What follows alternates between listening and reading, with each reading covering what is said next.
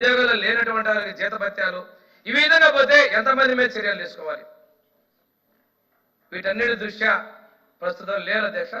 దీని విషయంలో నేను చెప్పి ఇంకో విషయం నాకు నేను మాట ఇచ్చారంటారు. దాని విషయానికి పోతే అధ్యక్ష, గత ప్రభుత్వంలో మాట ఇచ్చారు, మాట చెప్పారు సహజం. సిపిఎస్ రద్దన్నారు. ఏమైంది అధ్యక్ష? ఈ సభలో చాలా అడిగారు, ఏమైంది అధ్యక్ష? వాళ్ళు అడిగినారు, మాట చెప్పారు అధ్యక్ష. సరే, సంపూర్ణ విషయాలు ఏమైంది అధ్యక్ష? వాళ్ళు మాట చెప్పారు సార్. ఇది ఈ రాష్ట్రంలో ఉన్నటువంటి వాలంటీర్లకు ఇచ్చే సమాధానం చెప్తూ వాళ్ళు అడిగిన దానికి సమాధానం చెప్పారు. అంతేకాదు అధ్యక్ష, వాలంటీర్ వ్యవస్థ మీద మాకు గౌరవం ఉంది. మా ముఖ్యమంత్రి గారు వాళ్ళ సేవలు ఉపయోగిద్దామన్నారు, వాళ్ళ జీతభత్యాలు పెంచుదామన్నారు. కానీ లేరు అధ్యక్ష, వాళ్ళు లేరు.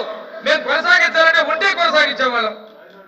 అందువల్ల రాజీనామాలు ఫేక్స్ అధ్యక్ష, లేని వాళ్ళ రాజీనామాలు.